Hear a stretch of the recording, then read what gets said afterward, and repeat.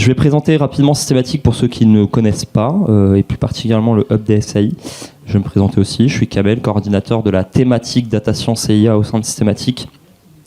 Et donc tout au long de l'année, on propose des événements comme celui-ci, soit des demi-journées, soit des journées complètes, pour des sujets d'acculturation, découverte de technologiques, notamment sur les deep tech. Et donc voilà, le dernier est associé à la conformité de l'IA, qui a été brillamment organisé par Agnès. Merci ton implication par avance. Et donc j'espère que vous sortirez de ce club DSAI un peu mieux informés, avec potentiellement des questions qui auront des réponses. Et voilà, donc n'hésitez pas, en tout cas, on est dans un format qui est quand même très informel. Voilà, on est sur un sujet où on prône quand même vachement l'échange. Donc il y aura des interventions, mais vous aurez tous la parole. Il n'y a pas de questions bêtes, je vous le dis tout de suite. Nous, on est ouvert à toute question. Donc le but, c'est vraiment qu'on apprenne tous. Et donc je vais laisser Agnès prendre la main, te présenter le programme, ce que tu as fait aujourd'hui. Et merci à tous pour votre présence. Je prends ton micro ? Je fais comme tu veux. Je prends ton... Bonjour à tous, Agnès Delaborde, LNE, Laboratoire National de Métrologie et d'Essai. Merci de nous avoir rejoints pour ce club. L'idée aujourd'hui était de se focaliser sur la question de conformité à l'EA Act avec une conformité de l'IA. J'ai un spoiler, c'est évidemment on va parler de l'EA Act. L'idée était de se différencier un petit peu. On sait qu'il y a beaucoup de présentations sur l'EA Act depuis 2021. Je pense qu'on en a fait quand même assez bien le tour. À peu près tout le monde maîtrise un peu les grands concepts. L'idée était là d'aller un peu plus dans le concret, dans les questions que l'industrie et tous les acteurs, en fait, tous les acteurs qui seront soumis à l'EA Act, les questions concrètes qu'ils peuvent se poser. Comment je fais pour... Oui, vous m'entendiez bien juste devant. Comment j'affiche le programme ? Ah, c'est moi ça. Le programme. 4 intervenants. Comme l'a précisé Kamel, l'idée est... Ça va pas encore ? Non, si c'est bon ? L'idée est que les échanges puissent être permis, comme vous le souhaitez, avoir avec les speakers aussi ce qu'ils toléreront. 4 interventions, donc on va commencer dès maintenant avec Armand Lacombe de la DGE qui a accepté de venir nous parler de l'écosystème. On enchaînera sur une présentation LNE sur les points de contrôle des IA à haut risque. Puis, on passera à une présentation en ligne de The Future Society qui nous présente le Code of Practice relatif aux IA à usage général, aux IA d'usage général. Et on finira sur un point spécifique sur les données avec la CNIL. Armand, si ça te va, je te laisse la parole. Merci beaucoup Agnès. Et donc bonjour à tous. Je peux passer avec ça ? Yes. Donc effectivement, je suis là pour vous parler de l'émergence d'une filière européenne de l'évaluation et de la surveillance de l'IA, donc des travaux qu'on mène au niveau de la Direction Générale des Entreprises. Alors peut-être ici un très bref mot sur ce qu'on fait de manière plus générale dans mon équipe. Donc je suis dans l'équipe de la Direction Générale des Entreprises qui dépend du ministère de l'Économie et qui est en charge des politiques publiques pour l'intelligence artificielle. Et on a en gros 3 principales missions ici. Donc la première mission, c'était une des priorités de la ministre Clara Chapaz de l'IA et du numérique, c'était de favoriser la diffusion de l'IA dans l'économie. L'idée ici, c'est de dire que si nos entreprises adoptent l'intelligence artificielle, elles vont avoir des gains de productivité, des gains de compétitivité. In fine, ce sera bon pour notre économie de façon globale. Et donc pour ça, on a un plan national qui s'appelle Oser l'IA et qui s'appuie sur un réseau de 600 ambassadeurs. J'avance. Ici, un deuxième point, ça va être une volonté de soutenir l'offre tech en France. C'est-à-dire qu'on a des très belles entreprises qui font de la tech et il faut créer un écosystème qui leur soit favorable, potentiellement par de la subvention ou d'autres mesures. Et enfin, troisième point ici, donc moi c'est le point qui m'occupe plus, qui consiste à construire un cadre réglementaire protecteur des citoyens et qui soit favorable à l'innovation. Donc la Direction générale des entreprises est chef de file pour la mise en œuvre du règlement IA en France. Et voilà, donc je vais vous présenter ce qu'on fait concrètement sur le sujet. Donc j'ai compris d'Agnès que vous connaissez bien le sujet du règlement IA, donc je vais peut-être me contenter de vraiment survoler ces notions ici. Bon, c'est vraiment les points très fondamentaux ici. Le règlement IA, c'est un règlement qui ne va pas chercher à réguler la technologie, mais le produit. Le produit ici, ça va être le système d'intelligence artificielle. C'est un règlement qui procède également d'une approche par risque. Risque ici, ça s'entend en tant que risque pour la santé, la sécurité ou les droits fondamentaux. Et donc c'est un règlement qui définit différents niveaux de risque. Et pour chaque niveau de risque, on a des obligations qui y sont afférentes. C'est également un règlement qui va chercher à clarifier toutes les responsabilités le long de la chaîne de valeur. Parce que si par exemple un système pose un risque pour les citoyens, est-ce que le responsable ici ce sera le fournisseur, le déployeur, l'importateur ? Et donc il y a véritablement un besoin ici de répondre à cette question, et c'est un besoin auquel vient répondre le règlement IA. Le règlement IA, c'est également un règlement qui est extraterritorial, c'est-à-dire que si vous êtes un fournisseur dans l'Union européenne et que vous mettez votre produit dans le marché à l'extérieur de l'Union européenne, vous êtes concerné par le RIA. Inversement, un fournisseur extra-européen qui mettra son produit sur le marché européen sera concerné. Il y a des exemptions au règlement IA dans certains domaines, donc en particulier le principal c'est la sécurité nationale, mais pas seulement. Et j'aimerais vraiment insister sur le fait ici que le RGPD restera intégralement valide. L'objectif du règlement IA, c'est pas de compléter un manque du RGPD, de le modifier, de le remplacer. C'est vraiment une autre approche, une autre façon d'envisager le problème qui est complémentaire, c'est vraiment autre chose. Il y a un vrai enjeu d'articulation entre les deux ici, mais ça reste quand même deux objets distincts. Donc ici, une approche par risque, comme je l'évoquais, on a certains systèmes qui sont considérés comme étant trop dangereux pour les libertés des individus et qui sont interdits. D'autres systèmes qui sont, eux, à haut risque. Et les systèmes à haut risque font l'objet d'exigences de conformité.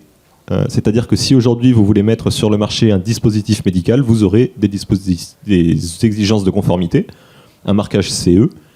Si vous avez de l'IA dans un dispositif médical, elle va également faire l'objet d'exigences de conformité. Encore un nouveau niveau de risque ici, des systèmes qui sont dits à risque limité parce qu'ils sont en interaction avec des individus. Donc ici, c'est une classe qui est cumulative avec les systèmes à haut risque. Et par exemple, un système à risque limité, ça peut être un chatbot. Si vous êtes un chatbot, vous devez dire à la personne à laquelle vous parlez que vous n'êtes pas un humain. Voilà, donc ça va être des obligations de cet ordre ici, des obligations de transparence. Et par exclusion, si un système d'IA n'est pas dans les trois catégories qui sont au-dessus, on considère que c'est un système à risque minimal. Et donc pour un système à risque minimal, le règlement IA invite à suivre des codes de conduite volontaires, mais donc ici, il ne va pas être contraignant. Donc on a différents travaux européens qui sont en cours. Donc je ne vais pas rentrer ici dans le détail, mais ce qui est important de se rappeler, c'est que ce n'est pas parce que le règlement a été adopté en juin 2024 qu'on a tout ce dont on a besoin pour que ce règlement vole concrètement. On attend en particulier des lignes directrices de la Commission qui vont être élaborées avec le Comité européen pour la protection des données et qui vont préciser cette articulation entre le règlement IA et le RGPD. On a également en cours un code de bonne pratique relatif à la transparence. Donc c'était les systèmes à risque limité que j'évoquais auparavant, qui est en cours de rédaction, donc ça c'est un processus qui arrive. On a quelque chose de très attendu par l'écosystème qui va être concerné par les dispositions des systèmes d'IA à haut risque. Ce sont les lignes directrices sur la classification de ces systèmes. Parce que ce qu'il faut voir, c'est que pour l'instant, le règlement IA définit un ensemble de domaines dans lesquels on considère que les systèmes seront à haut risque. Mais pour autant, il y a certains systèmes dont on ne sait pas exactement s'ils vont être à haut risque ou pas, c'est-à-dire qu'on ne sait pas exactement où passe le trait, on ne sait pas si on aura des cas de dérogation qui pourront exister. Et ici, ces lignes directrices vont nous permettre d'avoir les éléments dont on a besoin.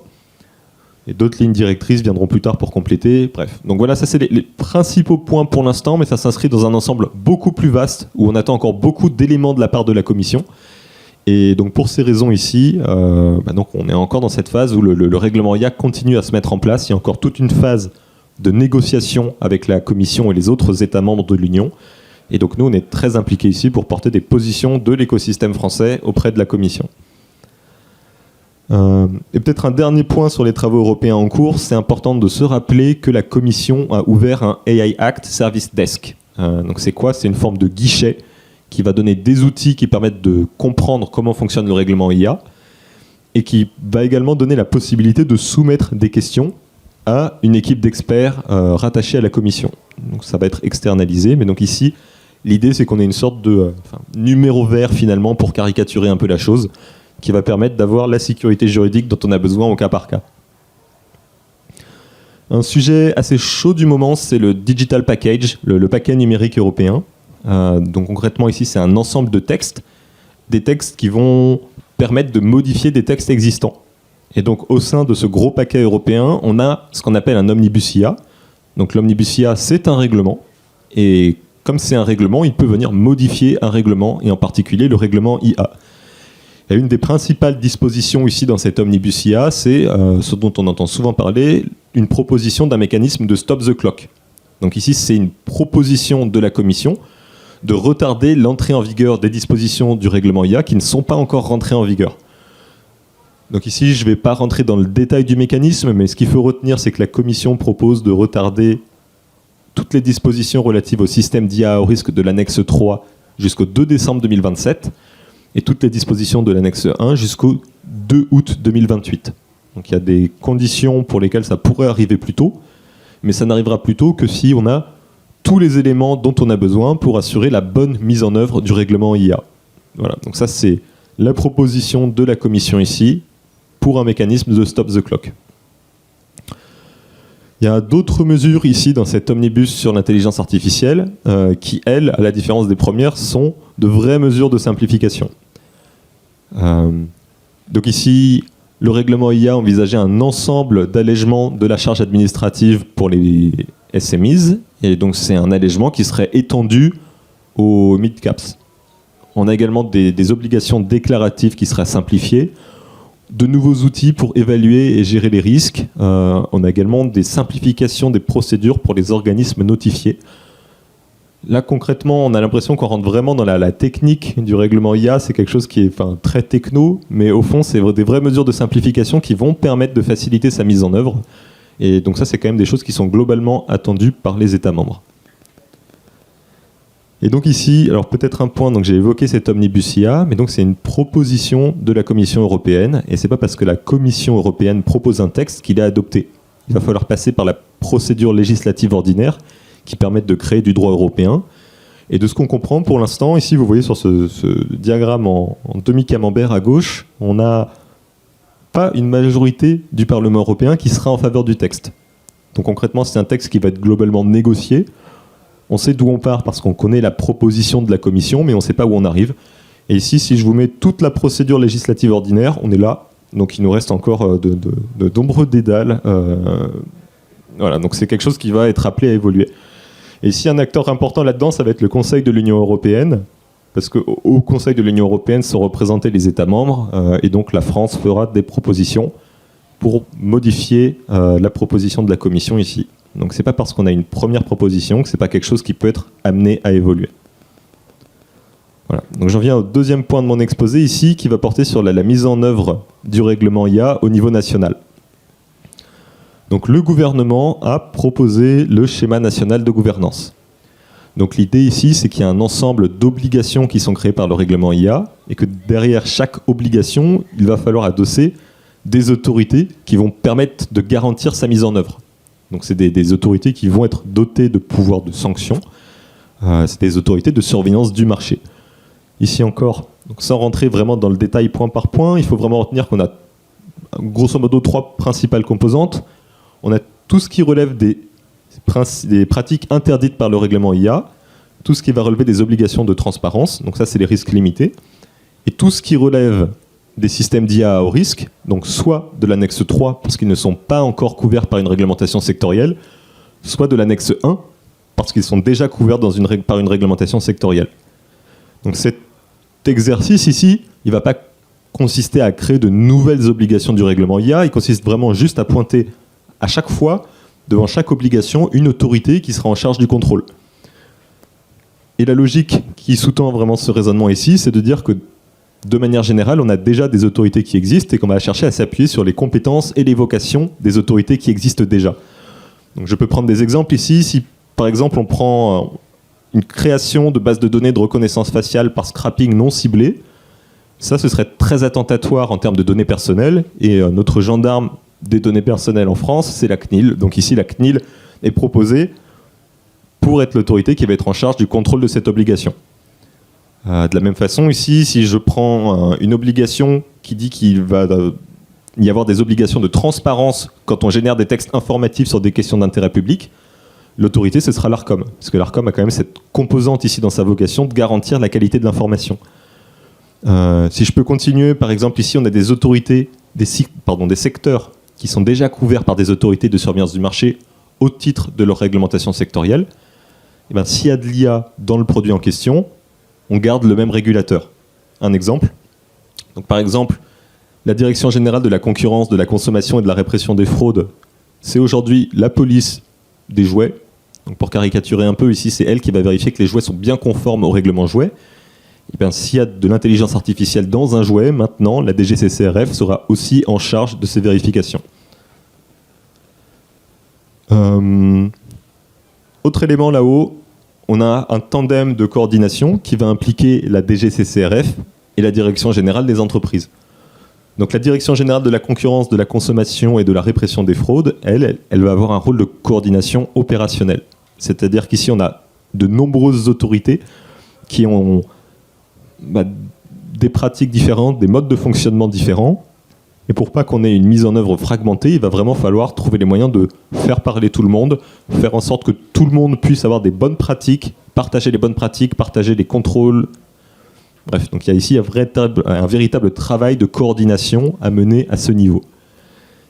Et la Direction générale des entreprises, elle a une connaissance plus fine de l'écosystème en intelligence artificielle, puisque donc, nous, comme je l'évoquais, on porte des politiques beaucoup plus larges sur l'intelligence artificielle que la seule régulation. On représente la France auprès du comité IA, puisque chaque État membre est représenté auprès du comité IA de la Commission européenne, et le représentant français, c'est le directeur général des entreprises. Et donc on va avoir ici une vocation de travailler à un autre niveau qui sera moins opérationnel, plus stratégique. Et enfin, très rapidement ici, on propose de mettre en œuvre ce qu'on appelle un socle de compétences techniques mutualisées.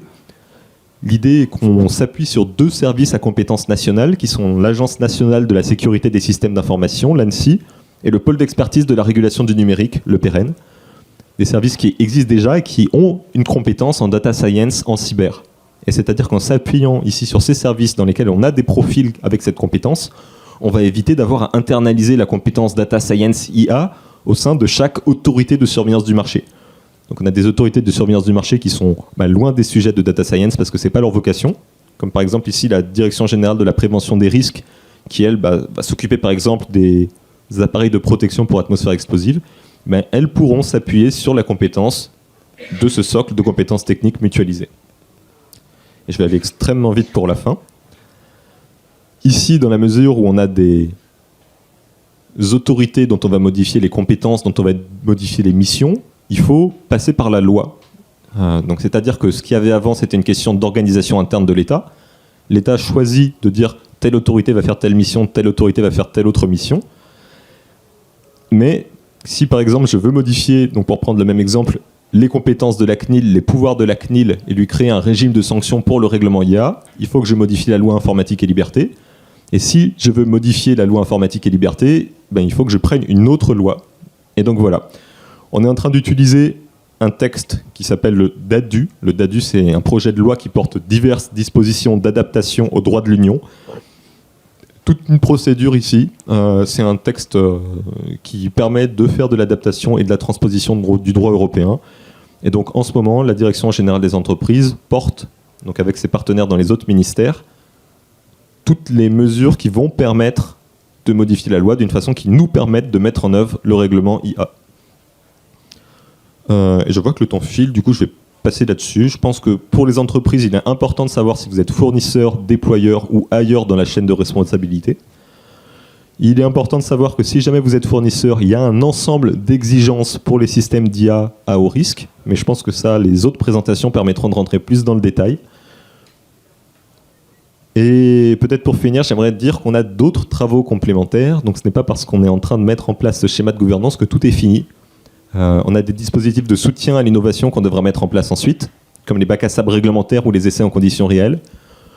On a également tout un travail ici sur l'opérationnalisation de ce schéma de gouvernance, parce que c'est une chose de dire qui va faire quoi, c'est une autre chose de dire ce qui va se passer en pratique. Donc je pense que c'est là, encore une fois, que dans cette présentation, on va pouvoir rentrer plus tard dans le détail. Et nous, on identifie toute une mission de sensibilisation de l'écosystème, parce que donc vous faites partie d'un écosystème qui est a priori informé du règlement IA et de ce que ça représente, mais ce n'est pas le cas de toutes les entreprises. Et ici, on va avoir ce travail d'accompagnement pour être sûr que tout se fonctionne bien. Et également d'autres thématiques sur lesquelles on travaille, mais qui, elles, sortent un peu du cadre du seul règlement IA, en particulier des travaux sur la sécurité de l'intelligence artificielle, la propriété intellectuelle, la protection des données, la concurrence, l'IA au travail, et ainsi de suite. Voilà, je vous remercie.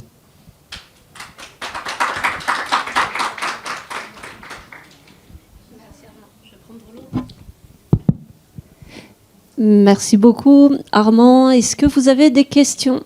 Et je vous demanderai pour les questions si vous voulez bien vous présenter.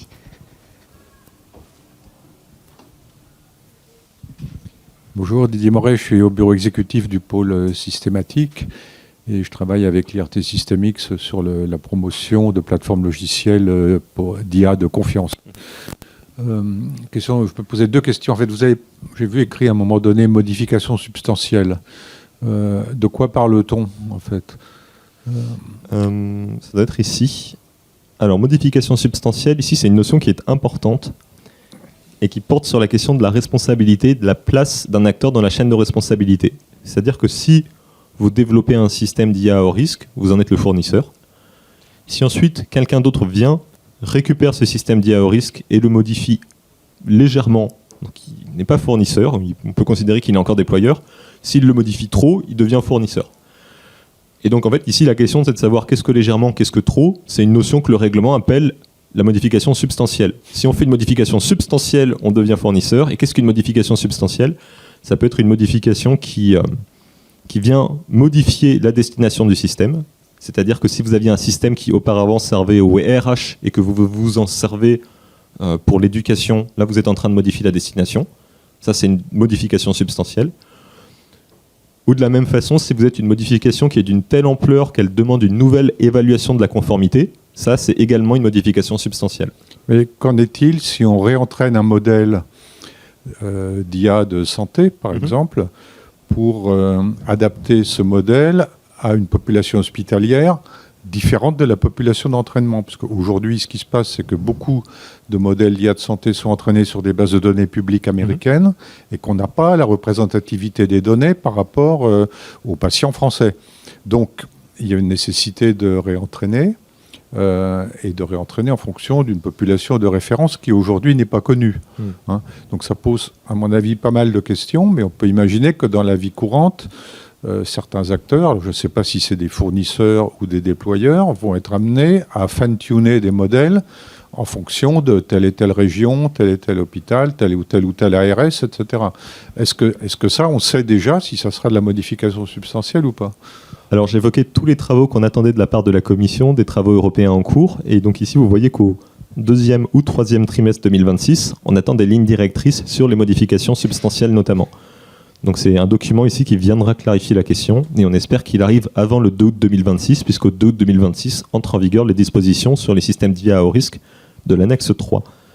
Alors sachant que nous à la DGE on est impliqués au niveau européen, on est vraiment en train de porter des travaux qui portent des éléments à l'intention de la Commission pour essayer de l'éclairer ici sur cette notion de modification substantielle. Donc avec ici une position qui sera plutôt de dire qu'on a envie que ça soit déjà qu'il y ait une forme de sécurité juridique sur la question, et qu'ensuite on veut être certain que si on a des modifications qui ne viennent pas affecter la protection des individus, elles ne soient pas considérées comme substantielles. Parce que considérer qu'une modification est substantielle, finalement ça induit un gros coût de conformité, parce qu'il va falloir refaire toute l'évaluation de conformité, il va falloir avoir le marquage CE possiblement, bref. Donc nous, on a vraiment envie qu'on considère comme modification substantielle uniquement des modifications qui viendraient poser une vraie question qui demanderait qu'il y ait de nouveau vérifications. Okay. Question subsidiaire, il y a eu combien de candidatures à l'appel pionnier de l'IA ? Je ne suis pas certain d'avoir le droit de répondre. Je passe le micro. Merci. Pardon, je n'ai pas vu.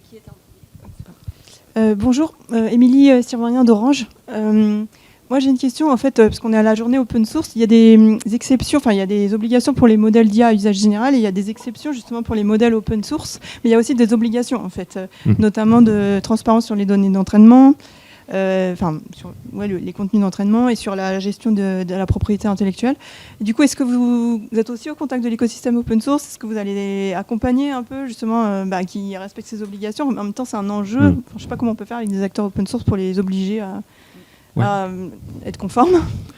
Alors ça, c'est un point qui est vraiment très important parce que donc, le règlement IA nous dit qu'il va y avoir des allègements des obligations pour les systèmes et modèles d'open source, sauf s'ils sont interdits, sauf s'ils sont à haut risque, sauf s'ils sont à risque limité. Donc finalement, il ne reste pas grand-chose. Il y a certaines dispositions pour les modèles d'IA à usage général qui sont allégées pour les modèles open source. Donc elles n'ont pas les mêmes devoirs à faire pour montrer qu'elles sont bien conformes au règlement IA, mais qui existent quand même, et on est d'accord. C'est souvent évoqué que les modèles en source libre et ouverte échappent au règlement IA, mais en pratique, quand on regarde dans le détail, pas réellement. Et peut-être, donc du coup, juste un deuxième point ici. Donc la France récupère la présidence du G7 en 2026, et on réfléchit à pousser très très fort des choses en faveur de l'open source. Voilà. Donc moi, c'est des questions dont je m'occupe ici, parce qu'on n'est pas nombreux sur la question. Donc si jamais vous avez des points à nous identifier sur des choses que la France pourrait pousser ou pas, n'hésitez pas à vous rapprocher de moi là-dessus. On prendra une dernière question. Désolée, je vois le temps qui passe. Bonjour, Gabriela Belaïd. Moi, je travaille en cybersécurité, plutôt sur la partie Secnum Cloud. Mais en fait, c'est plutôt une question très pratique que j'ai, parce que j'ai eu des réunions cette semaine sur l'intelligence artificielle, et en fait, on s'est posé la question qu'on ne sait pas sur quoi s'appuyer. Quel est le texte aujourd'hui, ou les textes en vigueur qui nous permettent de s'interroger sur ce qu'on peut faire ou pas faire en termes d'IA, parce que tout est en friche, toujours est en réflexion, et en fait, tout le monde est venu avec des idées différentes, et on est perdu. Donc, ouais. Alors les textes clés ici, donc évidemment le règlement IA, c'est vraiment l'objet central. En fonction du sujet, de la thématique sur laquelle vous êtes, si vous êtes sur un dispositif médical, il va falloir regarder le règlement de dispositif médical. Si ça touche aux données personnelles, toujours le RGPD. Si ça touche à la propriété intellectuelle, toujours à la DAMUN. Voilà. Donc c'est difficile de répondre ici en toute généralité, mais donc le règlement sur l'IA, c'est un bon point d'entrée. Et un autre bon point d'entrée ici, on espère que ça sera prochainement ce service desk de la Commission européenne qui a vocation ici à répondre à vos questions sur des points de compréhension du règlement IA. Et ils ont déjà des outils. Ils ont déjà des outils en ligne en plus sur le service desk. Merci beaucoup Armand. Merci aussi pour vos questions. Je vous propose qu'on enchaîne.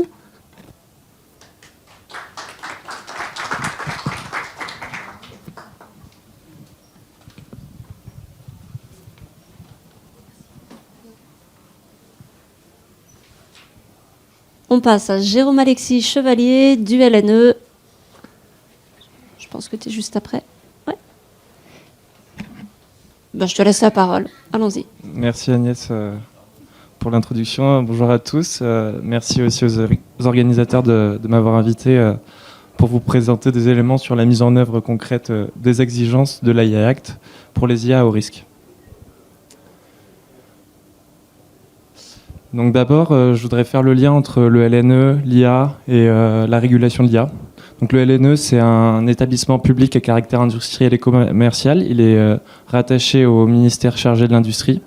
Il a des missions d'intérêt public, notamment le fait de fournir une assistance technique pour l'élaboration des régulations et des normes, mais aussi poursuivre les développements scientifiques pour anticiper les besoins en mesure de mesures et d'essais,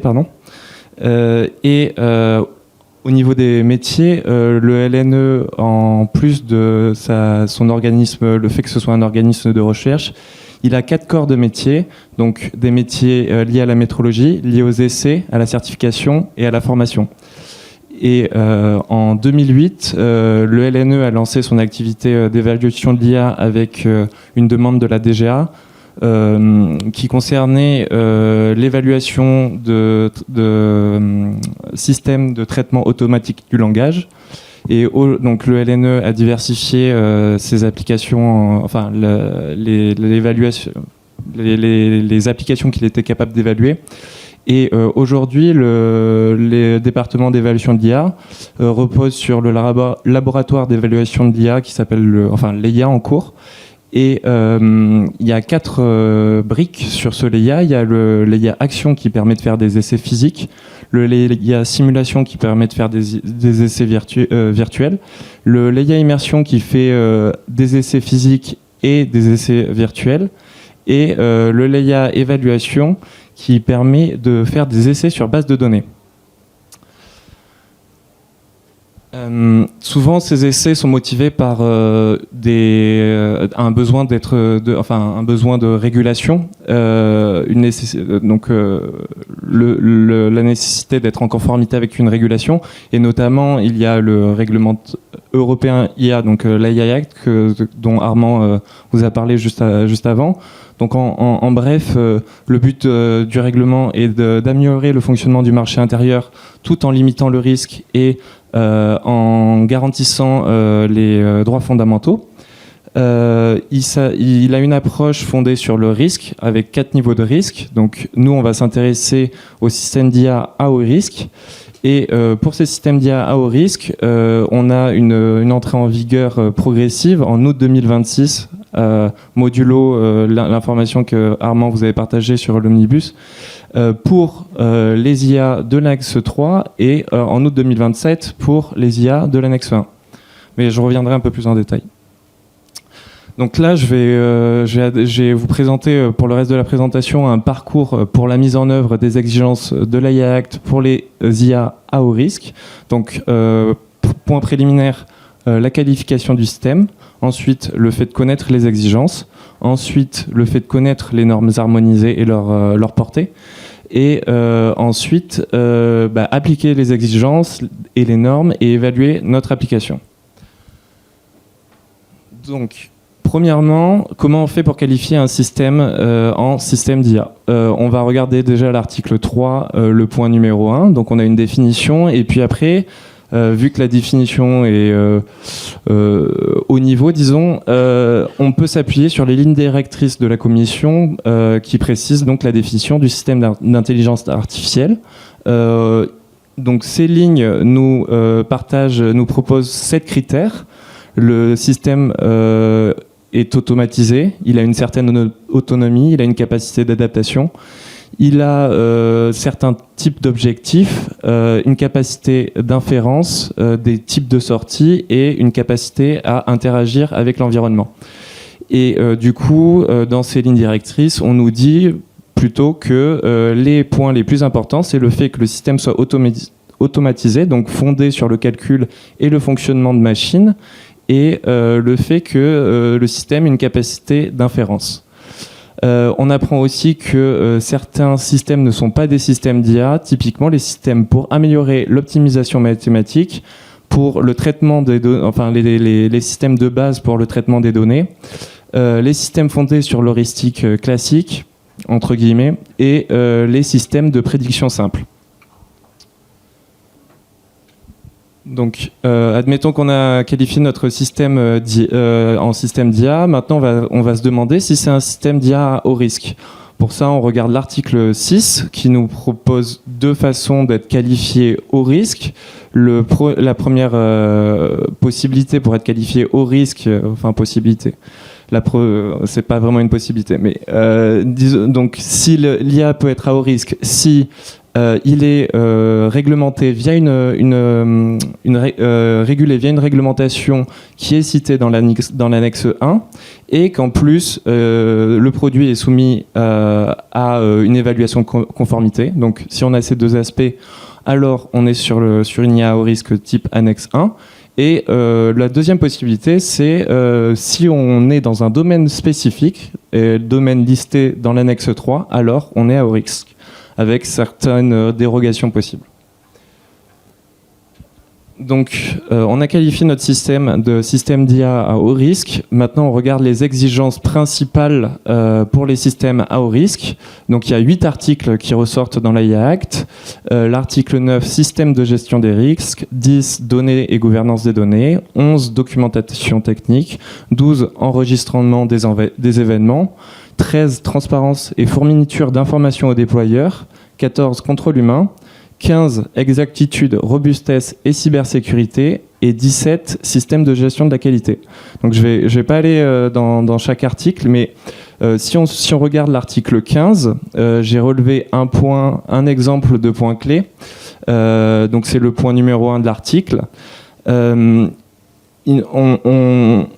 demande au système d'IA d'avoir une conception, enfin au concepteur, de proposer une conception et un développement qui permet d'atteindre un niveau approprié d'exactitude, de robustesse, de cybersécurité tout au long de la durée de vie, du cycle de vie du système.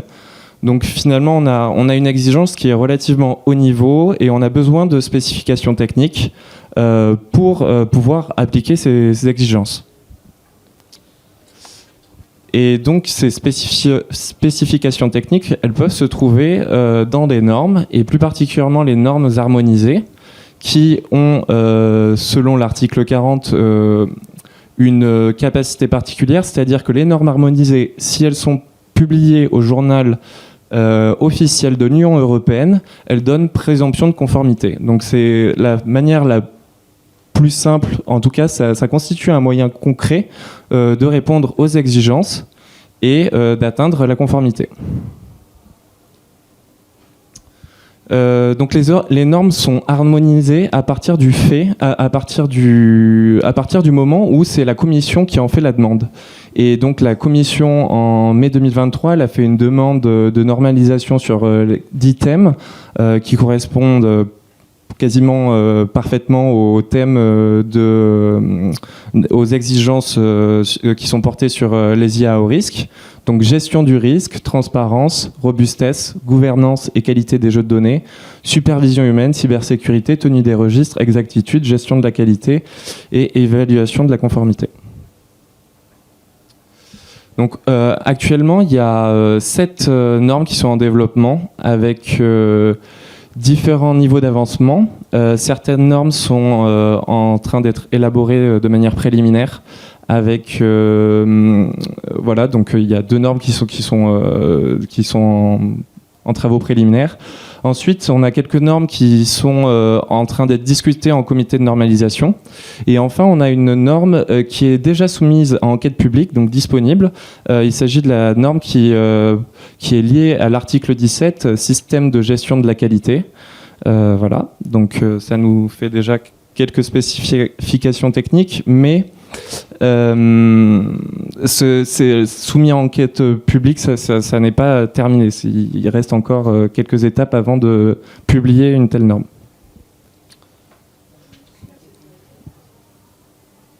Du coup, comme on n'a pas encore accès aux normes, moi j'ai envie de vous parler du référentiel de certification de processus pour l'IA du LNE, qui lui aussi avait pour but, qui a pour but de donner des spécifications techniques. On remarque que les exigences qui sont visées par cette certification, elles couvrent en majorité les exigences les exigences qui sont applicables aux IA au risque dans l'AIA Act. Et dans ce référentiel, on a une organisation avec des exigences haut niveau, des exigences plus détaillées et des exemples concrets. Donc ça nous permet d'anticiper, voire déjà se rapprocher de la conformité à l'AIA Act. Donc ça, c'est un premier point pour appliquer les exigences. Ensuite, le LNE aussi a développé une offre AI Act qui permet d'évaluer, une offre AI Act qui permet d'évaluer les IA et également d'analyser les documents ou tous les éléments justificatifs qui permettent de démontrer le respect des exigences applicables au système à haut risque. Donc là, j'ai fait un petit zoom sur notre stratégie, l'approche pour évaluer la performance et la robustesse au sens de l'article 15. On déroule un plan en trois blocs. D'abord, on va préparer l'évaluation, ensuite on va réaliser l'évaluation et en fait, à la fin, on va produire un rapport d'évaluation. Donc, sur la préparation de l'évaluation, il va y avoir la définition et l'étude de facteurs d'influence. la définition d'un plan d'évaluation, de métriques d'évaluation, la qualification de la base de données. Ensuite, sur l'étape d'évaluation, on va comparer des valeurs de référence avec les valeurs de sortie du système et donc calculer des erreurs.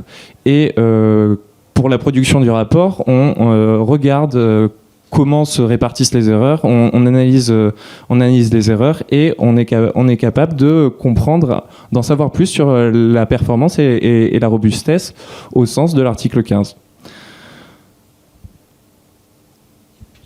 Donc pour conclure, on retiendra que le cadre européen est relativement stabilisé. On en a vu que donc le cadre européen pour la régulation de l'IA, on a vu qu'il y avait des textes ou en tout cas des propositions qui étaient faites au niveau européen en permanence. Donc évidemment c'est en évolution, mais il y a le règlement IA qui existe avec des exigences, des échéances et une gouvernance.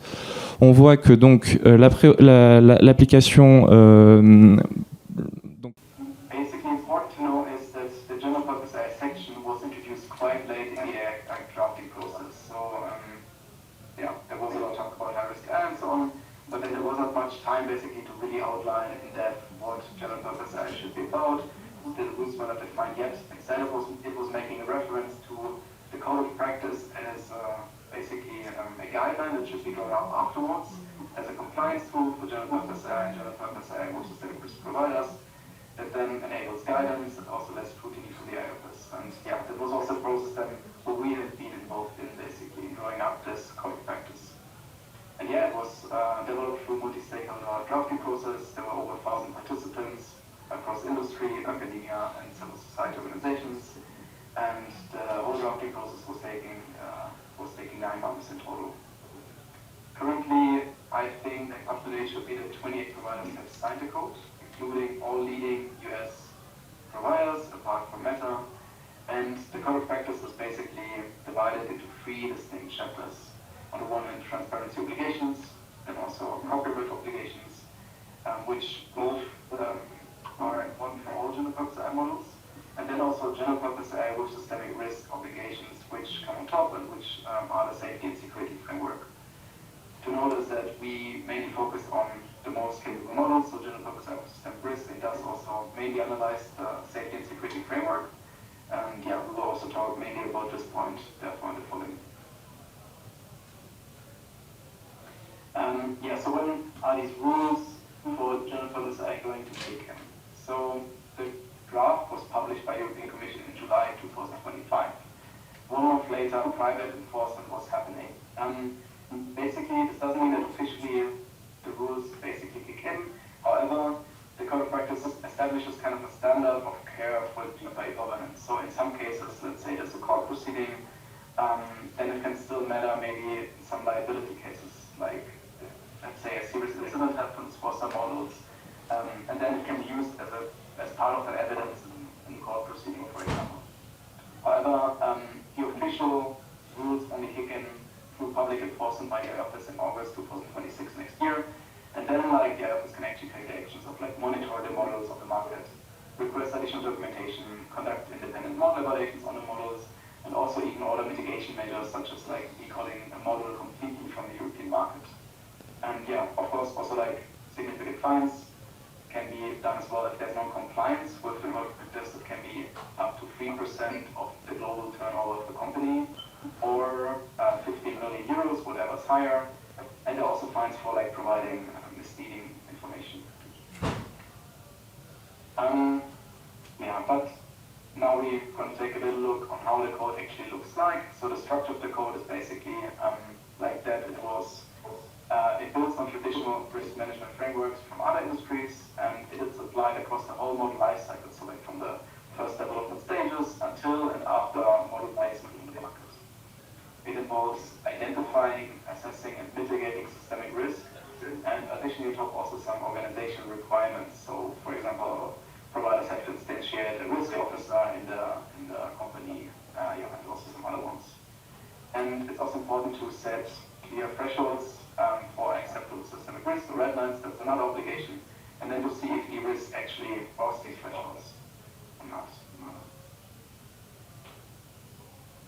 And overall, there are 10 big commitments, basically, that the safety and security framework of the Code of Practice talks about. I'm just going to go through them very briefly now. Like, the first one is creating a safety and security framework, which basically outlines the systemic risk management process across the whole model lifecycle.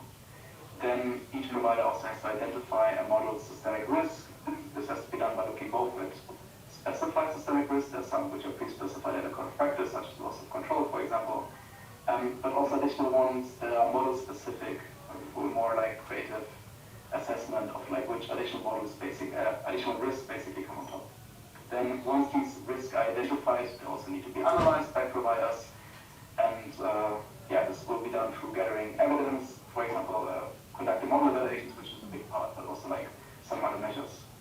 Once the systemic risks now are like analyzed, then it is important to determine whether the systemic risks are actually acceptable or not, by defining first some systemic risk acceptance criteria and then applying these to the identified and analyzed systemic risks. And except from analyzing, determining systemic risk, also appropriate safety mitigation course have to be executed so that the risk is not critical threshold. Okay, the next, it's also an obligation to implement some cybersecurity mitigations, which need to both protect the models, but also the physical infrastructure from foreign threats.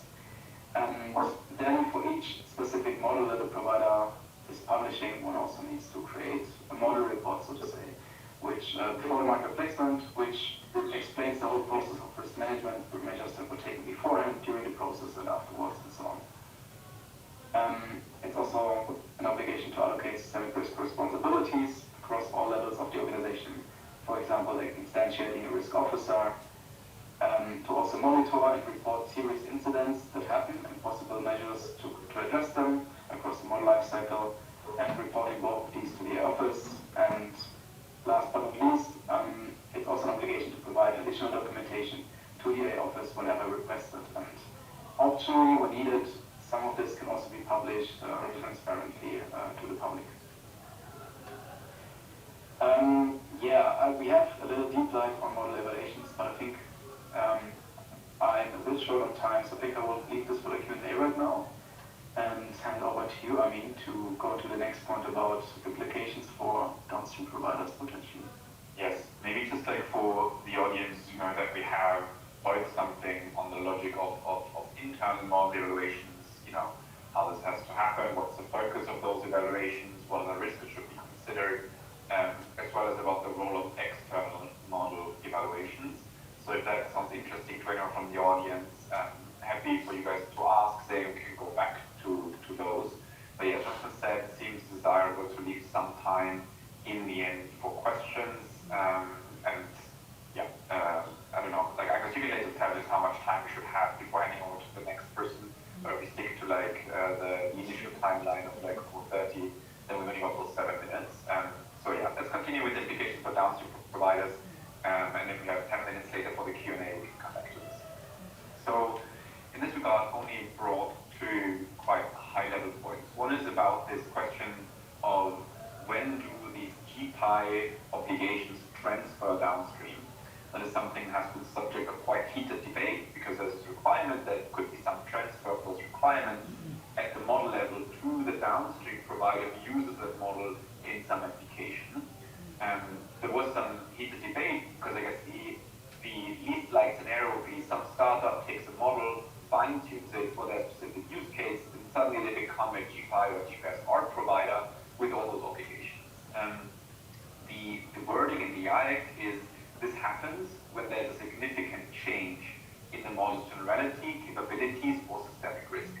How this is currently operationalized, so the IRFIS published some guidelines which explain some of these requirements in addition to the Code of Practice. And basically the proxy used right now for this is if the modification uses more than 1/3 of the original model training compute, that threshold being 10 to the power of 25, only then these obligations would transfer downstream.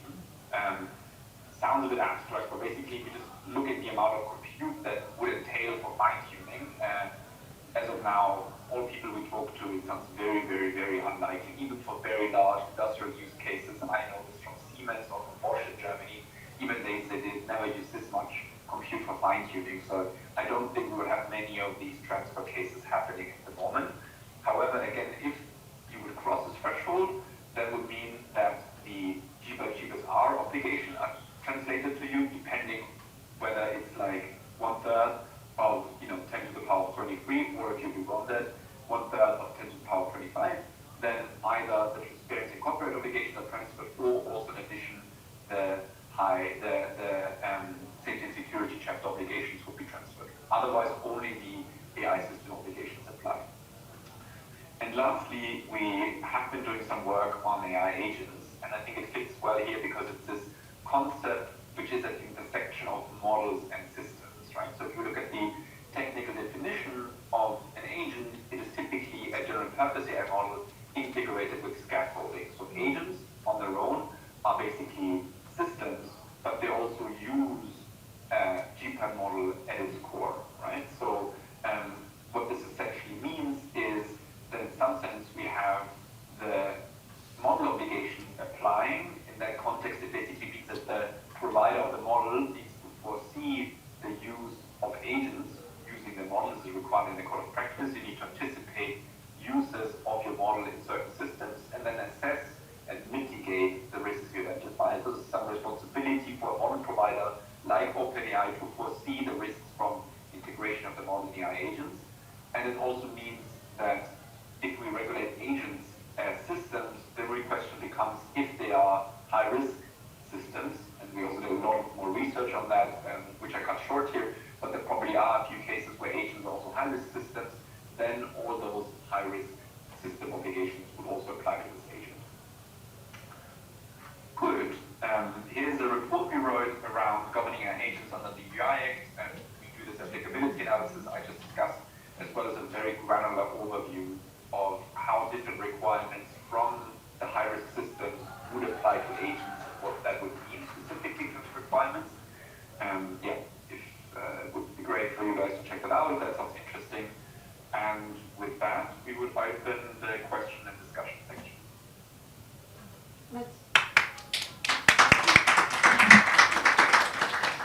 Thank you, Amin and Jonathan. I'm going to unplug everything. I will let you see.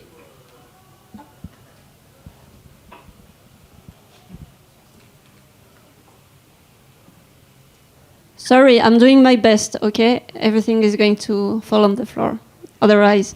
So thanks a lot for this presentation. Does any one of you have got some questions? Yes, question. Hello, thank you for the presentation. I have a question. Do we know yet if there are open source LLM models that are considered a systemic risk?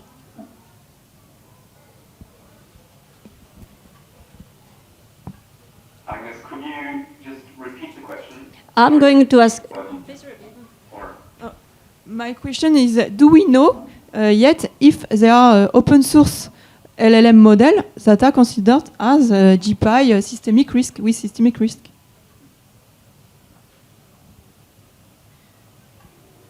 Yeah, it's a good question. So basically, there is an entire discussion because there's theoretically an open source exemption, which is kind of assumed in the AI Act.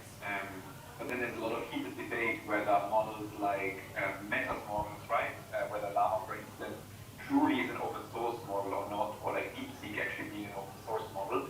And if you then look at the supporting guidelines issued by the AI office, you see that, for instance, the fact that they try to connect those to other services, or for instance, like the data being used in the DeepSeek case for commercial purposes, basically those models do not meet the bar of being truly open source models under the definition of the code of practice. So basically models we might kind of consider open source or open weight models, and those would reach the threshold to pose systemic risks, in fact, are not considered open source under the definition of the IA. So to the best of my knowledge, I don't think there's a true open source model which has passed the threshold. Any other question? I would have one question. Do you think, in your opinion, is the AI office ready to make the check for conformity on these topics? And also, I would like to have your impression about, I guess that you spoke and interacted with a lot of industrial stakeholders, AI model providers. Are they also ready to ensure their compliance? Jonathan, do you want to do first and I add, or otherwise I can also start and you complement maybe what I okay. So taking those as two separate questions, right? The first one, readiness of the AI office. The second one, readiness of the companies. We do think that currently the AI office has not enough staff to truly and effectively enforce these rules. I think it's also something which the AI office themselves are aware of, right? In these discussions, we often run to a point where they say, hey, this is a good idea, but we really struggle to implement this thoroughly, right? I think then the question just kind of becomes, how much guidance do you, for instance, want to provide to the companies? We have had like this lengthy discussion because in many ways the code of practice does not say do this specific evaluation and do this specific mitigation. It says implement these things as appropriate, right? As appropriate is a very flexible term, and it is meant to be because it's supposed to be future-proof. The only question is, who says what is appropriate and what isn't? And there could be a world, for instance, where something like state-of-the-art is being required. So the code of practice says should we do state-of-the-art model evaluation. No one really knows what state-of-the-art means. So for instance, there could be some room for the artists to step up and say, we are moderating what we think the current state-of-the-art is. But for that, for instance, they lack the capacity to effectively do that. So we do think there should be more people staffed in the office. The office is great, they have great people, but I think they could definitely use more staff. And if you compare, for instance, to staff in the UK, AC, there's still a lot less people responsible for this. Because there's the entire AI office, but then there's only unit A3, which is responsible for general purpose AI. And they have, I think, 1/3 of the UK AC staff, which only focuses on models. And about the second question, if the providers are ready, I think there we see first signs of providers, the models they're releasing now adhering to the requirements in the code of practice. So for instance, the latest Gemini release from Google DeepMind or Google, they started doing harmful manipulation evaluations. So they were evaluating whether the models were exhibiting harmful manipulation systemic risks. And that has not been the case before, and this is a requirement from the code of practice. So basically, the code of practice defining this already resulted in Google Gemini adapting their safety practices. And I guess it's a more abstract question to what extent they're ready to comply with all these other things we cannot observe. And I think that is something we'll only see once, the office gets full enforcement powers. And even then, a lot of information will not be public, right? So we'll still be in the office receiving that information. But I would be hopeful that the providers can be ready to comply with the requirements. Amin and Jonathan, thanks a lot for having taken the time for us. Thank you very much. Thanks for having us. We would have loved to be there in person, but maybe next time around. Yes. Plus, it's a big fair on open source outside of this room, so you would have enjoyed it as well. So, see you soon. Bye-bye. Bye. Yeah, thanks a lot. Bye.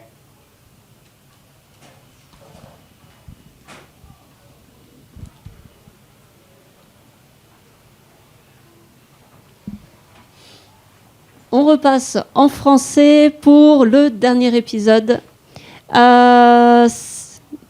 Ne t'enfuis pas, Nicolas.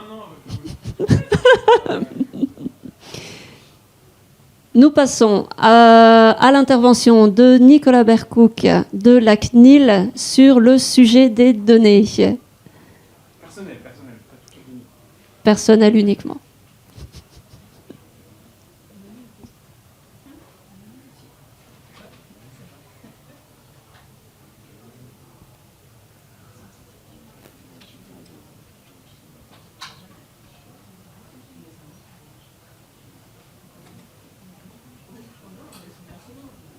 Et on est pas mal d'un point de vue timing. Donc c'est bien.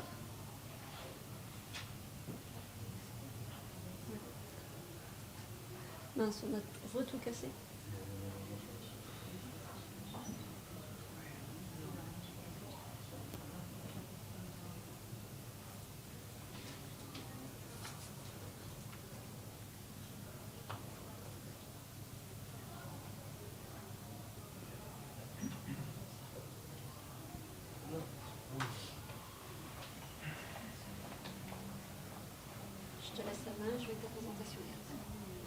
Merci beaucoup. Alors, bonjour à tous. J'espère que je passe en dernier, donc que vous avez encore de l'attention pour ma présentation. Donc, je suis Nicolas Bercoux, donc je suis expert scientifique au service de l'IA de la CNIL. Donc, la CNIL, c'est la Commission nationale informatique et liberté. Je vais vous en dire un petit peu plus juste après. Et donc, je vais axer ma présentation, je vais légèrement dévier du syllabus qui était sur le livret, parce que je me suis dit qu'il y avait des choses peut-être plus fondamentales et peut-être dans le cadre d'un workshop sur la conformité de l'IA, peut-être aussi assez intéressante à partager avec vous. Et donc, je vais vous parler donc, à la fois donc, du RGPD, qui est le texte, on va dire, au centre des activités de la CNIL, évidemment, de l'IA, et ensuite aussi du coup des nouvelles missions que la CNIL devrait avoir. Donc tout ça est encore en cours de discussion, mais ça se clarifie peu à peu au titre du règlement IA. Et ensuite, qu'est-ce que ça voudra dire justement qu'est-ce que c'est finalement les interactions entre le RGPD et le RIA. Pardon, je vais souvent dire RIA, règlement IA, j'espère que c'est bon pour tout le monde. N'hésitez pas à m'interrompre si vous avez des questions pendant ma présentation. Alors, juste pour commencer très rapidement, donc le RGPD, c'est le Règlement général sur la protection des données personnelles, et c'est le premier cadre mondial de protection des données personnelles. Alors, il y avait des directives avant avec un pouvoir un petit peu moins fort, mais donc c'est vraiment le premier règlement européen, et donc à l'échelle mondiale, transnationale, voilà, qui pose des règles sur l'utilisation des données à caractère personnel. Et donc la caractéristique assez importante du RGPD, c'est qu'il impose des obligations aux organisations qui traitent des données personnelles où qu'elles se trouvent, pourvu qu'elles traitent des données relatives aux citoyens de l'Union européenne. Donc c'est des choses... ah oui, effectivement, il y avait un peu de marge. Pardon, je ne maîtrise pas encore très bien le micro. Donc c'est des choses notamment... L'application extraterritoriale justement des règlements européens numériques, c'est des choses qui sont très très actuelles avec les boîtes notamment américaines. Mais donc voilà, un des principes assez importants justement du RGPD, c'est que le RGPD s'applique à Google pourvu que Google traite des données d'Européens. Alors, je vais essayer de vous faire en une slide extrêmement rapide un panorama extrêmement large et général du coup des grands principes du RGPD. Donc le RGPD impose justement des grands principes dès lors que vous traitez des données à caractère personnel. Donc on parle de traitement de données à caractère personnel. Donc premièrement, il y a le principe donc de limitation de la finalité. Donc là, ce que ça veut dire, c'est que quand vous traitez des données à caractère personnel, vous devez savoir pourquoi vous les traitez. Et vous ne pouvez pas dire je collecte des données personnelles, je verrai plus tard ce que je veux en faire. Vous devez avoir, dès lors que vous manipulez des données à caractère personnel, vous devez savoir pourquoi. Et cette finalité, elle doit être déterminée et explicite. Ensuite, étant donné cette finalité déterminée, vous devez utiliser le minimum de données personnelles nécessaires pour aboutir à votre finalité. D'accord ? Donc vous n'avez pas le droit de, en gros, collecter des données supplémentaires en disant on verra plus tard si ça me sert. Vous devez savoir si ça va vous servir et ne collecter que les données minimales nécessaires pour cela. Ensuite, donc, votre traitement de données à caractère personnel, il doit être donc licite, loyal et transparent. Donc là, ça veut dire qu'il y a des impératifs de documentation, par exemple. Voilà. Il doit être exact. Donc ça veut dire que vous devez vous assurer que ce que vous faites correspond bien à ce que vous voulez faire selon votre finalité. Vous devez limiter la durée de conservation de vos données à ce qui est strictement nécessaire pour votre traitement. Et ensuite, vous devez traiter vos données avec des garanties de sécurité qui sont appropriées au vu de la sensibilité des données que vous traitez. Donc, par exemple, si vous collectez des données publiquement accessibles, il y aura moins besoin d'impératifs de sécurité que si vous traitez des données de santé, par exemple d'un essai clinique, etc., en fonction de la sensibilité. Et donc, ça, c'est les principes qui s'imposent aux responsables du traitement de données à caractère personnel. Et après, du côté des personnes concernées, donc des citoyens et citoyennes, il y a des droits sur les données. Donc il y a le droit à l'information, donc vous avez le droit de savoir que vos données sont traitées, le droit à consentir, donc ça dépend des bases légales, etc. Je ne rentre pas dedans plus précisément. Le droit d'accès, pareil, donc ça c'est donc vous avez le droit d'accéder aux données qui sont traitées sur vous. Le droit à la rectification, ça veut dire que si la personne qui traite vos données, en fait, il y a une erreur dans les données qu'elle traite, vous avez le droit de demander à ce que cette erreur soit corrigée. Et le droit à l'effacement, c'est-à-dire que vous avez le droit aussi à demander dans certaines situations à ce que vos données soient supprimées. Et enfin, il y a un droit aussi qui est le droit à la portabilité, qui dit que vous avez le droit de demander à ce qu'on vous transmette toutes les données que qu'un responsable de traitement possède à votre égard. Voilà, donc c'était une slide un petit peu dense pour parler juste très rapidement des grands principes du RGPD et savoir de quoi on parle tous ensemble. Et donc maintenant, qu'est-ce que la CNIL ? La CNIL, c'est une autorité administrative indépendante qui a été créée en fait bien avant le RGPD, en 1978, par la loi Informatique et Liberté. Il faut savoir que du coup la France a une histoire assez particulière et pionnière en fait dans l'histoire de la protection des données. Je ne sais pas si vous connaissez l'affaire Safari ici. Non ? Certains ont dit oui ? Oui, ok. En gros, l'affaire Safari, c'est vraiment ce qui est au fondement de la loi Informatique et Liberté. C'est un projet du gouvernement Giscard d'Estaing, si je ne dis pas de bêtises, qui était en fait de faire un grand fichier des citoyens. Donc en gros, de fusionner le fichier des impôts, le fichier de la sécurité sociale, etc. Et donc en fait, cette information a fuité dans le monde. Donc le projet s'appelait le projet Safari. Ça a fait un énorme tollé. Et donc en fait, c'était pour s'assurer que ce genre de projet ne se reproduise plus jamais qu'il y a la loi Informatique et Liberté qui a été adoptée. Et en fait, la loi Informatique et Liberté, au niveau national, c'est le premier cadre de protection des données. Donc même la France est extrêmement pionnière en fait, sur ces questions-là. Et donc c'est la loi Informatique et Liberté qui fonde la CNIL, qui a pour responsabilité de appliquer, en fait, de vérifier que la loi Informatique et Liberté est bien appliquée. Et donc en 2018, une fois que du coup il y a eu ce cadre européen, donc le RGPD, qui grosso modo reprend les grands principes de la loi Informatique et Liberté qui a été adopté au niveau européen, c'est tout naturellement du coup la CNIL qui a eu aussi la charge de faire appliquer le RGPD en France.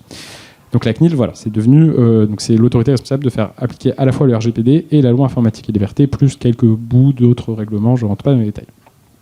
On est environ 300 collaborateurs. On est une des rares autorités aussi en pleine croissance, entre guillemets, puisque nos activités ne ralentissent pas, comme vous pouvez l'imaginer, vu les sujets. Et donc, en juin 2023, la CNIL a décidé de créer un service de l'intelligence artificielle pour justement pouvoir monter en expertise sur les questions spécifiques que l'intelligence artificielle pose à la protection des données.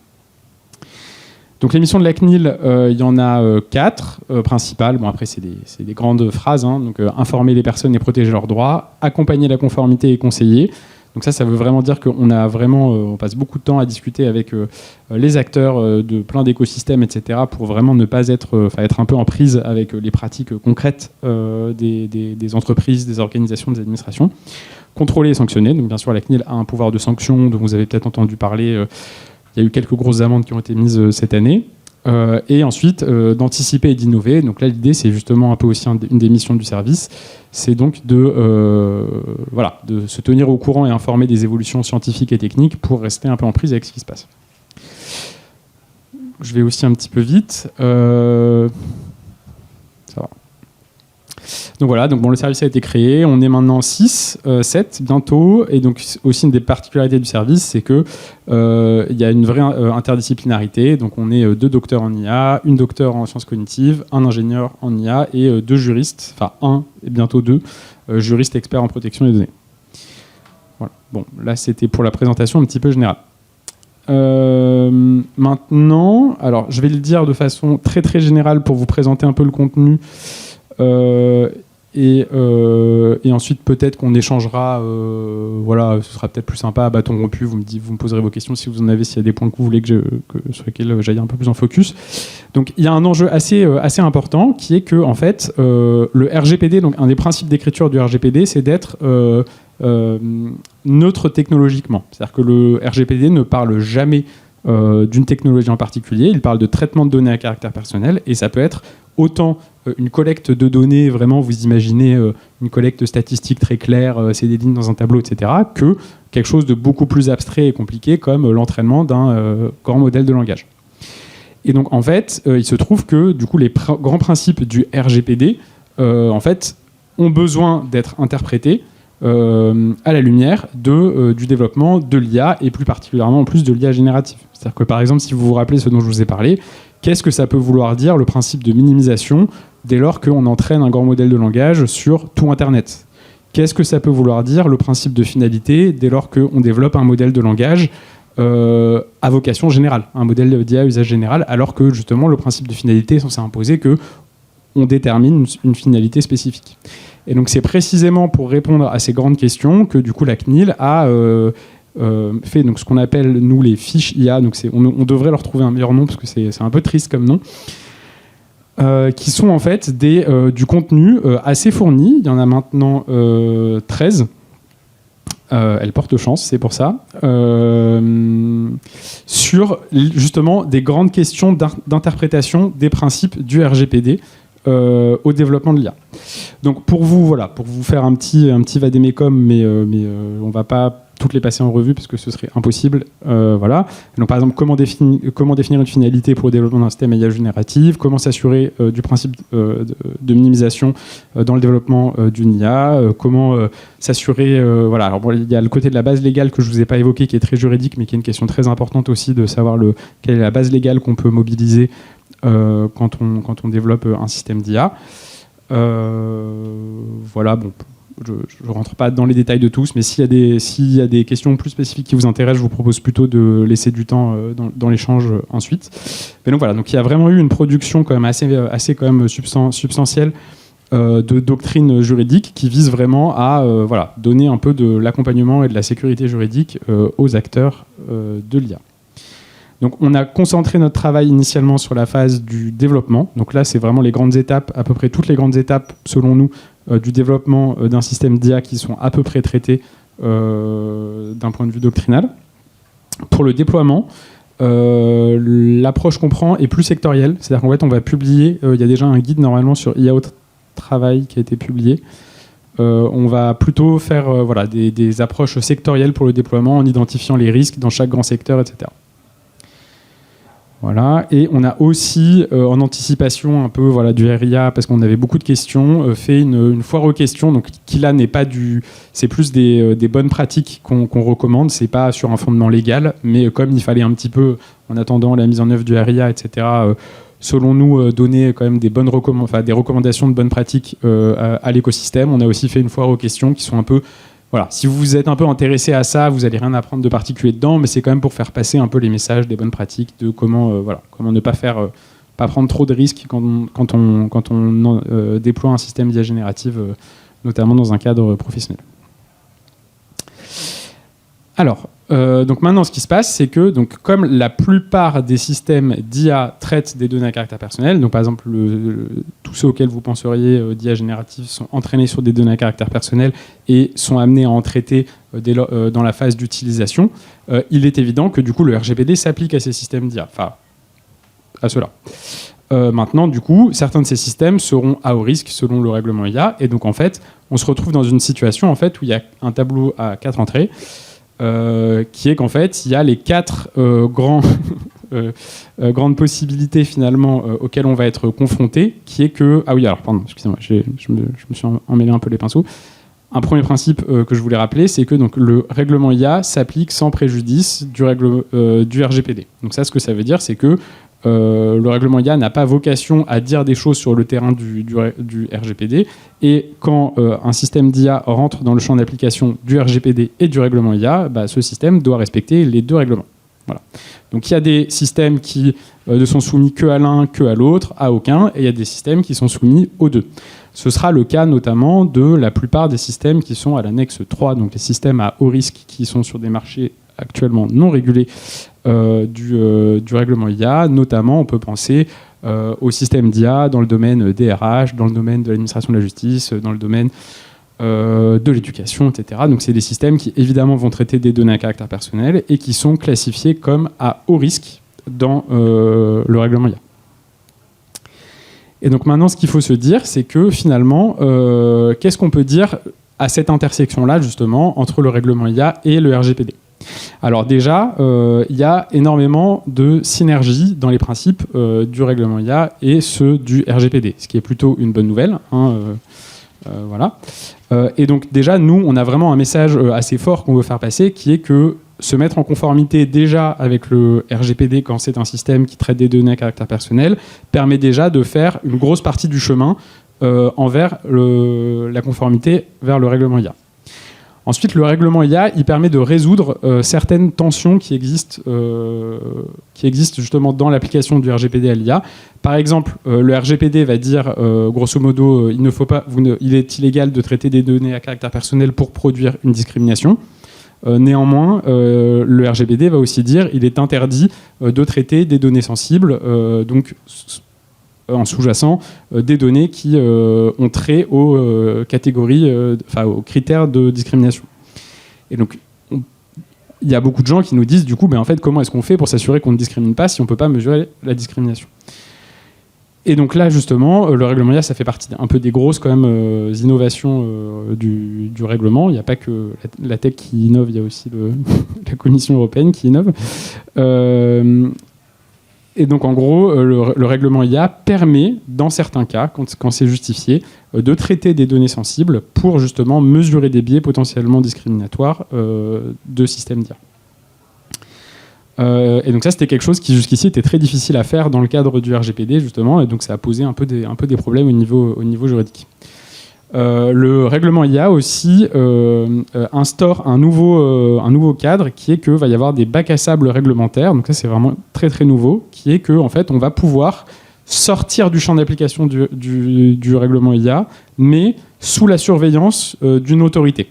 C'est-à-dire qu'en fait il va être possible de faire un petit peu des tests sur des systèmes en faisant des choses qui potentiellement ne respectent pas le règlement IA, dès lors que ce serait sous la surveillance d'une autorité de surveillance de marché, donc ça s'appelle les bacs à sable réglementaires. Il y a aussi une grosse synergie, donc par exemple sur les questions de la transparence, vraiment la façon dont c'est écrit dans le RGPD, dans le RIA sont très similaires. Sur la documentation, pareil, donc il y a des aspects sur dans le RGPD, il y a une obligation dans certains cas de mener une analyse d'impact sur la protection des droits des personnes, qui ressemble beaucoup à l'analyse d'impact sur les droits fondamentaux qui est demandée par le règlement IA. Donc tout ça pour dire encore une fois que si vous vous préparez, si vous êtes déjà un peu rompu au RGPD concernant votre système d'IA, normalement vous ne devriez pas être trop surpris par l'arrivée du règlement IA. Ensuite, du coup, la CNIL est très impliquée. Donc, on voit qu'il va y avoir quand même une intersection vraiment fortement non vide entre les champs d'application du RGPD et du RIA. Donc, il y a des travaux de coordination justement à l'échelle européenne, au sein desquels donc, la CNIL est vraiment très, très impliquée, pour justement s'assurer qu'on arrive sur une mise en œuvre, entre guillemets, une interprétation de la mise en œuvre de ces deux textes qui ne fasse pas 2 fois plus de travail aux gens, mais bien que ce soit juste dans la suite logique de la mise en œuvre du RGPD. Et je vous propose de m'arrêter ici et je vous laisse me poser des questions si vous en avez.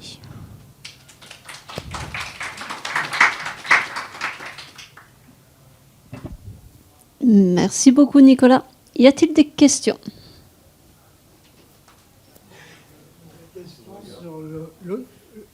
L'autorité et les critères. Bien dans le micro, Les autorités qui sont employées là et les critères de jugement, quoi.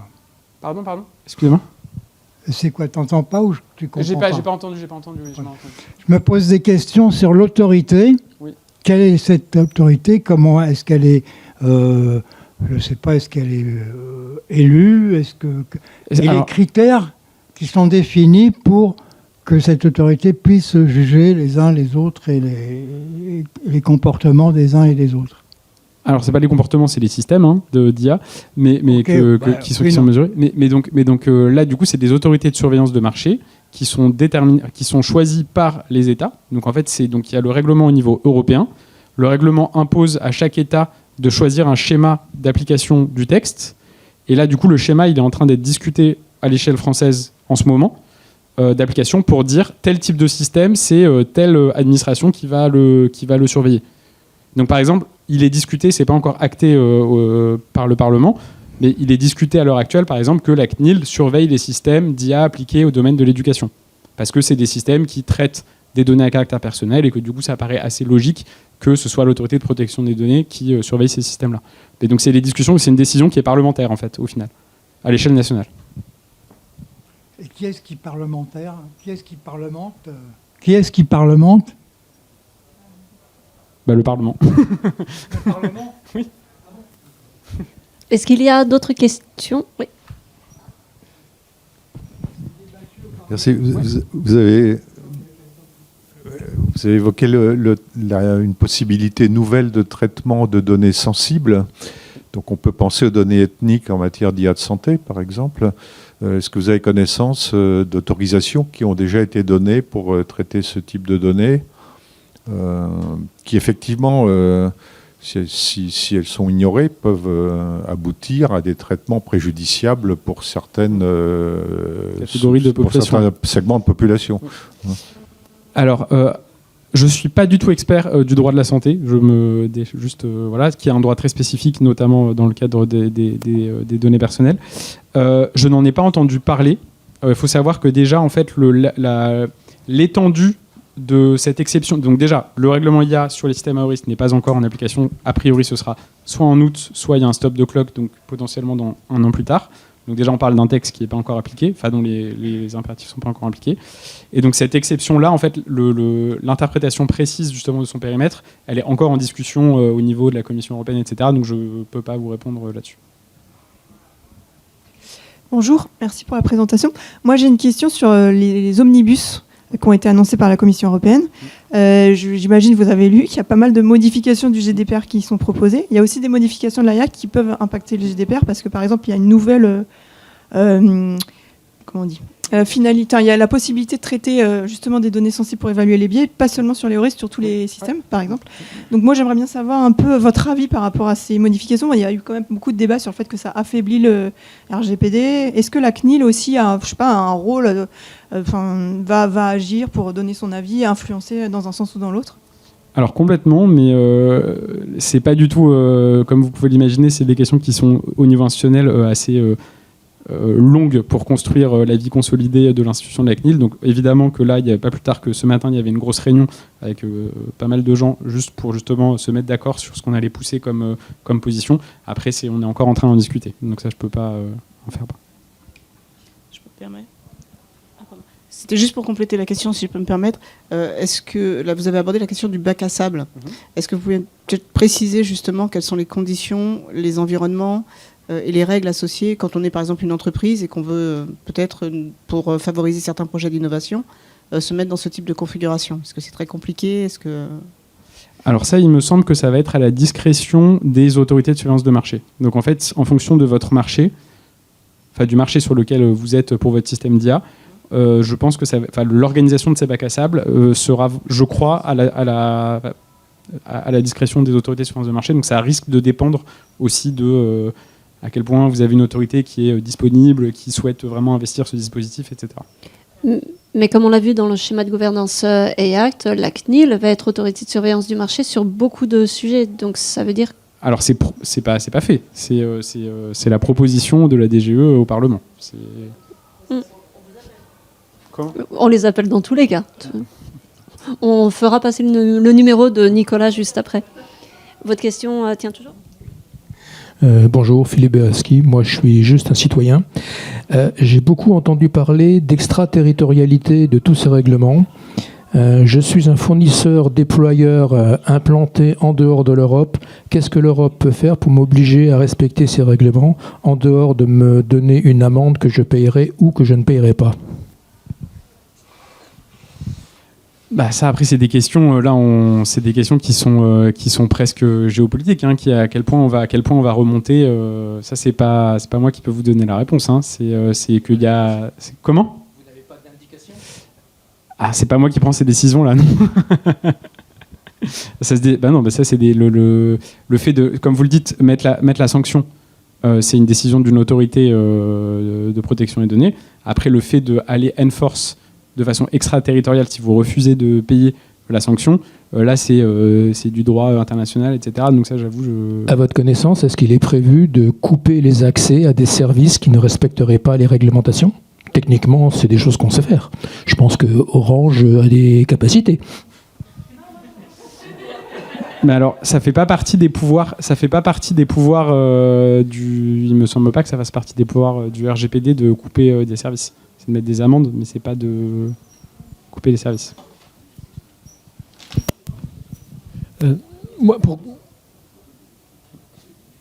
Moi, j'avais un peu dans la même veine. Si on entraîne un modèle, comme je l'ai dit, sur tout Internet, qui se trouve qui contient de la donnée personnelle, que j'arrive à le prouver. Si on a un modèle closed source, on a peut-être le même cas qu'on vient d'évoquer, mais si c'est un modèle open source, est-ce que j'attaque quelqu'un? Je fais quoi?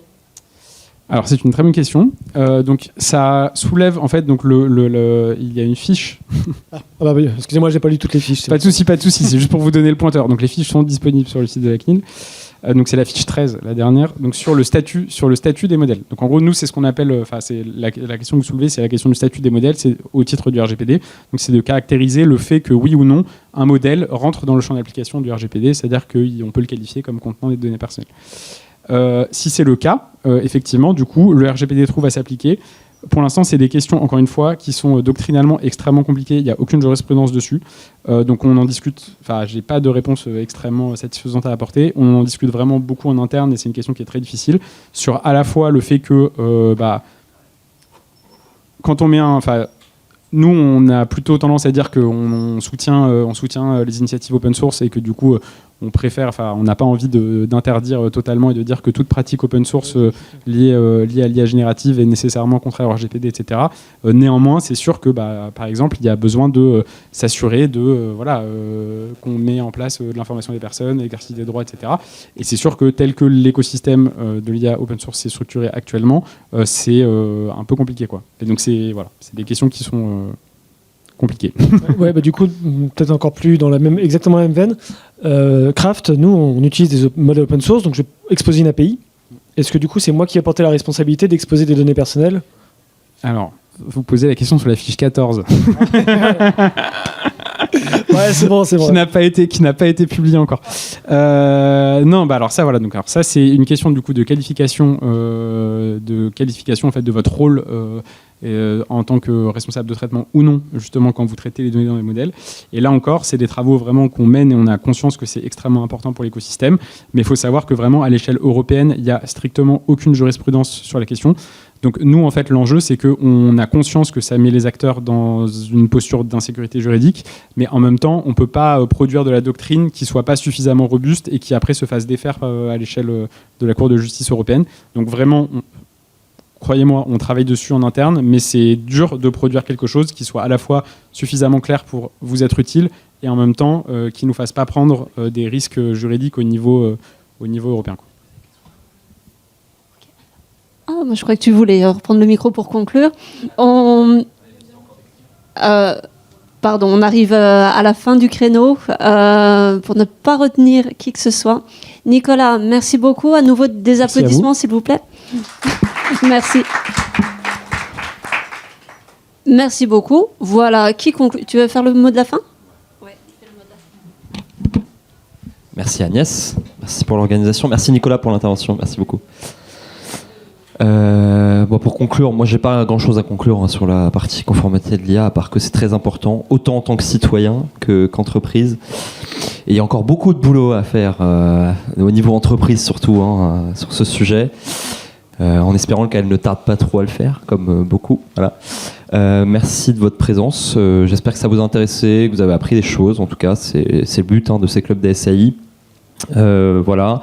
Si vous avez des questions, n'hésitez pas, à rebondir vers nous. On sera bien vous aiguiller. On a un potentiel pour partager forcément les présentations si les speakers le souhaitent. Et voilà. Donc moi, je vais faire un petit laïus très rapide, pour 2026. On aura d'autres thématiques qui seront adressées, notamment sur les enjeux de souveraineté de l'IA, si vous êtes une entreprise. Ça, c'est un sujet qui va être mis en avant.